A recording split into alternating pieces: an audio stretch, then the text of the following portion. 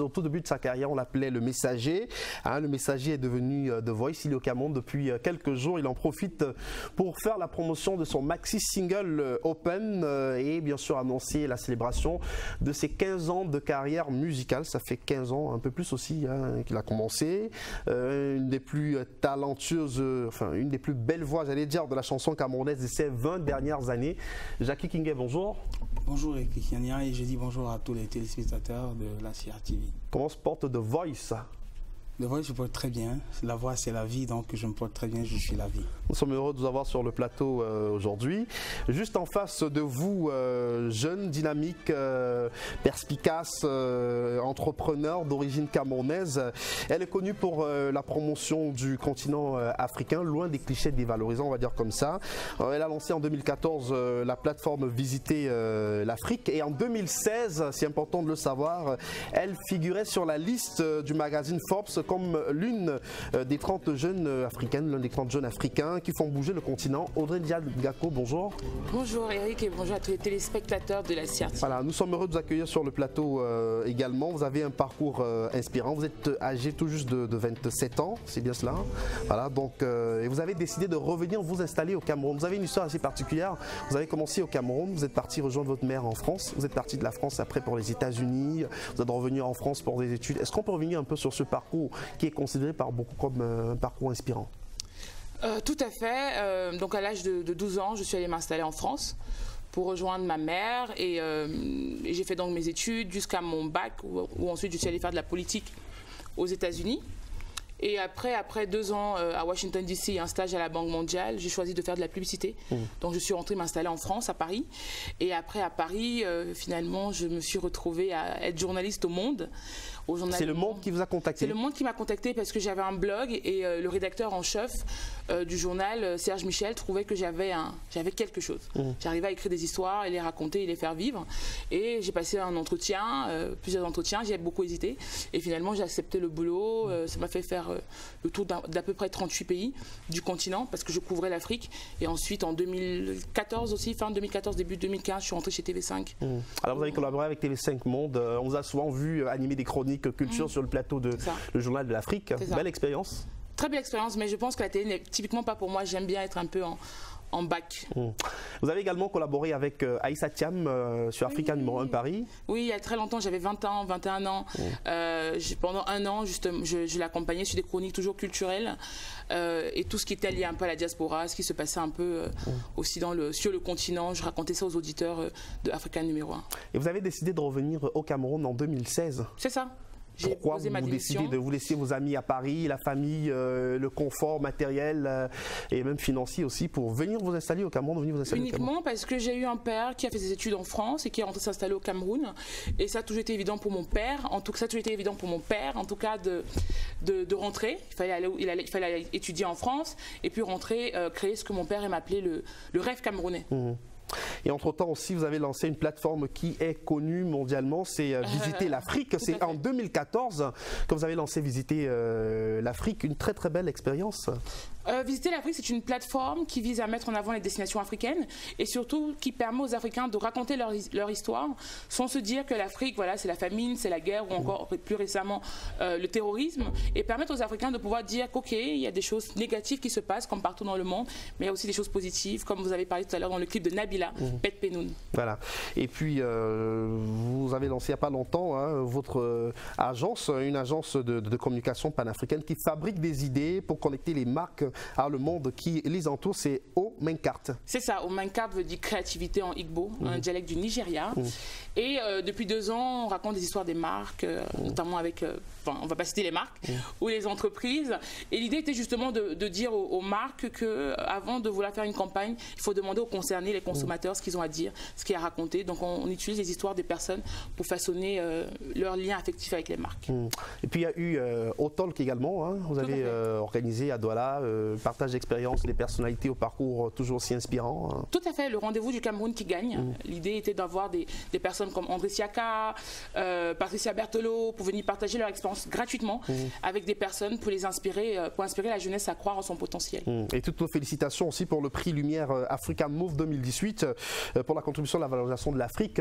Alors le prix, vous l'avez eu hier, malheureusement vous n'avez pas pu rallier Paris parce que... Tout à fait, parce que je devais être ici sur le plateau avec vous, Eric Nia, et ça me semblait être plus important d'être au Cameroun et de le célébrer au Cameroun que de le célébrer à Paris. Merci infiniment. Alors Jackie Kinguet de Voice, on est très impressionné de vous avoir sur le plateau ce matin. Je le disais tout à l'heure, vous êtes l'une des plus belles voix de la chanson camerounaise de ces 20 dernières années. C'est vraiment l'histoire d'un jeune passionné de musique. Il se dit que tout petit, vous fabriquiez déjà le tam-tam, vous jouez à la batterie, vous avez commencé à vous intéresser à la musique. Donc vous êtes passé aussi par des cabarets. Au départ, c'était beaucoup de galères. Hein, oui, toujours. Donc il faut dire que ça n'a pas été facile pour moi, déjà parce que j'arrive dans ce monde très vieux aussi, très tôt. Donc il fallait que mon talent parle à ma place et c'est ce qui s'est passé. Je me rappelle de cette année comme si c'était hier, c'était en 99, quand j'intègre ce cabaret à Dedo, Jafet et Ginette, où finalement j'ai décidé d'arrêter de jouer à la batterie. Je suis passé à la chanson, quelque chose que je ne voulais pas trop. Donc bon voilà, ça s'est passé comme ça s'est passé en 2001. J'ai été révélé par la maison de production Préa Musique de Ndedi Eyango. Justement, parlons de votre rencontre avec Ndedi Eyango. C'est lui qui va vous donner votre chance. Comment vous rencontrez Ndedi Eyango? Je rencontre Ndedi Eyango par l'expression de mon talent, si je peux me permettre de dire ainsi. Où il arrive au Cameroun, il est en train de chercher de nouveaux talents, pas ceux qui avaient déjà les disques sur le marché. Donc il a demandé à me rencontrer. C'est M. Olivier Coca qui l'amène vers moi, qui vient chercher ma maquette. Et il lui demande d'écouter. Quand il a écouté ma maquette, il était très surpris. Quand il me voit, encore plus surpris par rapport à ma personne, parce que j'étais très très très jeune. Il disait que c'était pas moi qui avais écrit ces chansons. Et il a fallu que je le convainque en écrivant 4 autres chansons. Alors c'est l'album Patou qui va sortir, je crois, en 2001 et qui sera un énorme succès. Ouais. Donc Patou qui va vous permettre de remporter les prix de meilleur artiste de l'année, meilleure révélation masculine, meilleur Makossa et puis meilleur clip aussi. Par la CR TV. Par la CR TV, parce que la CR TV a été là au départ, la CR TV vous a porté, vous a poussé.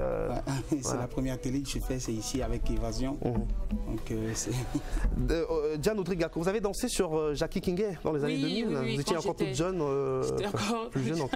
J'étais encore toute jeune au collège Chevreul. Je me souviens qu'on faisait les ballets. Les ballets avec. Un peu ça. Alors je propose qu'on regarde une chanson de cet album à succès de Jackie Kinguet. C'était dans les années 2000-2001. Il s'appelait Le Messager à l'époque.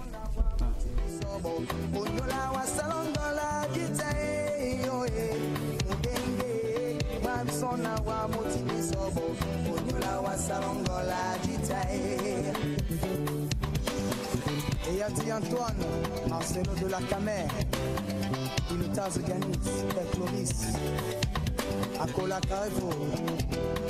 Écoutez ça.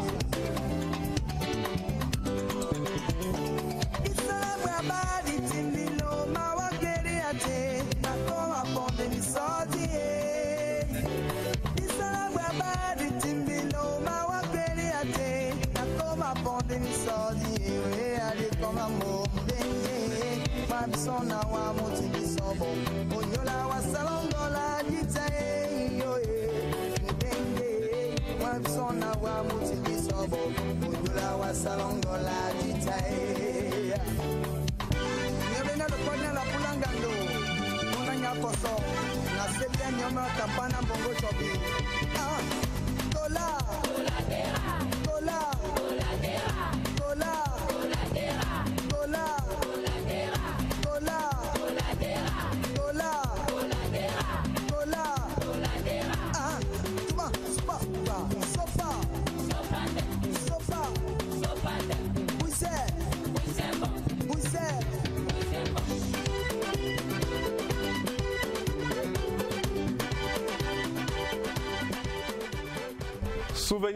Souvenir, il est avec nous sur le plateau. C'était en 2001-2002, Jackie. Ouais. Quand vous regardez ce clip, qu'est-ce que vous dites? Ah mon Dieu, le temps. Le temps, il doit couler sur le pont. Et en même temps, je suis un peu fier de tout ce chemin, quoi, de tout ce qui s'est passé à cette époque-là. Et j'ai pas souvent eu l'occasion ou l'opportunité de dire merci à toutes ces personnes, parce qu'il faut dire qu'il y a pas mal de personnes qui ont soutenu ce projet au départ. C'était pas évident. Et aujourd'hui, c'est là, je suis là. Je ne vais pas réécrire mon histoire. J'ai juste à continuer et je dis merci à toutes ces personnes. En 2003, l'album One More Step est sorti. Vous êtes installé aussi en France. Ouais. Et vous avez fait une petite formation, enfin une formation en informatique. Et vous avez ouvert un studio d'enregistrement, le studio Kia Rold. Et aujourd'hui, vous êtes passé arrangeur, réalisateur. Vous avez réalisé et arrangé des albums de plein d'artistes. Chantal Aïssi, Dora Deka, Big Benji Mateke, Alain Girard et bien d'autres encore. Et bien d'autres. Pour vous, c'était important de passer à cette étape-là Oui, plus qu'à la base, je suis musicien dans l'âme. Donc, je suis un musicien dans l'âme et comme je disais tout à l'heure, je n'ai jamais accepté la peau du chanteur. Bon, elle m'a été imposée parce que la chanson, généralement, les gens pensent qu'on travaille pour devenir chanteur. Moi, je suis devenu chanteur spirituellement parce que j'ai longtemps repoussé ce truc-là et finalement, je l'ai en moi et il fallait que je m'adapte. Et comme j'étais musicien, batteur, et quand j'étais sur la scène, à un moment donné, je me sentais un peu ridicule à danser, faire des trucs. Et quand je découvre le chanteur Richard Bona, c'était en 2001 aussi, avec son premier album, je me rends compte, je vois un chanteur qui chante super bien avec un instrument. Alors ça me pousse à travailler l'instrument, la guitare. Et aujourd'hui, je me sens plus musicien qu'autre chose, quoi. C'est tant mieux. Peut-être en réaction de Diane Audringako, vous qui suivez les artistes, c'est vrai que vous avez une forte sensibilité art plastique, mais les artistes musiciens aussi, ça vous parle? Vous avez avec Manu Dibango. Oui, tout à fait. J'adore Manu, comme j'adore aussi Jackie Kingay. Ce sont des personnes qui... La musique nous permet de nous connecter avec notre culture, avec notre histoire, et le fait de revoir ce clip, ça me plonge dans des souvenirs, et j'espère que demain, mes enfants écouteront du Jackie Kingay.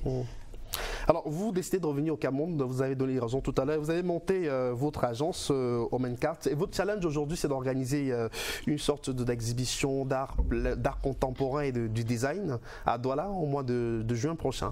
C'est ça. Lorsque je suis rentrée m'installer au Cameroun, j'ai trouvé la vie très très compliquée.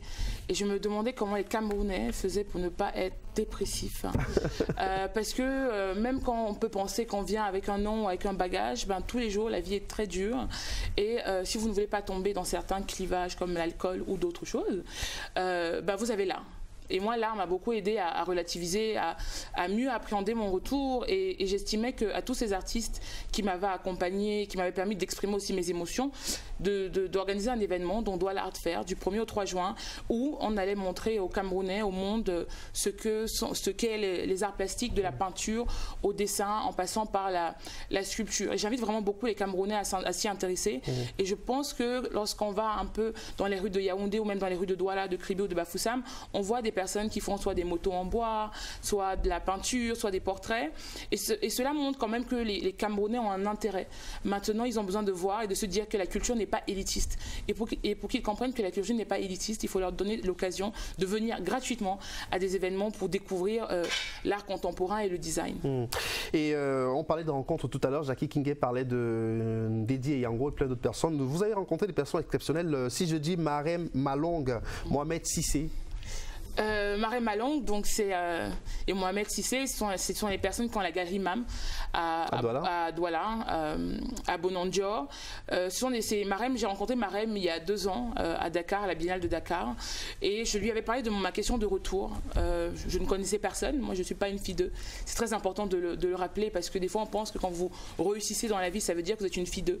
Et je lui ai expliqué mon projet de retour et elle m'a accompagnée dès que je suis arrivée au Cameroun, sans même me connaître, à trouver ma place. Elle m'a d'abord donné une place dans son espace de coworking dédié aux jeunes, et ensuite quand j'ai grandi j'ai pu prendre mes bureaux à moi-même. Mais j'invite tout le monde en tout cas à aller découvrir Douala Art ou même le musée national qu'on a ici, et j'espère que les personnes qui ont le musée national de Yaoundé ou même pourront imaginer l'expo qui mettra en avant le Cameroun et sa diversité. Et vous terminez en ce moment d'écrire un livre avec votre père, une histoire familiale là. Oui, tout à fait. Je termine d'écrire un livre avec mon père qui est déjà terminé.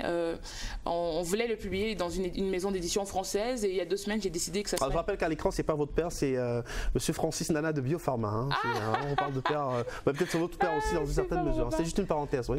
C'est pas mon papa, mais ça pourrait être mon papa hein, s'il veut. Alors là, Jean-Pierre Esso de Okabol aussi. Alors... Ah oui, quand même, d'accord. Jean-Pierre Esso qui était la première personne qui m'a donné un stage quand j'avais 19 ans au sein de son média Okabol, où justement il m'a formé, il m'a appris à écrire.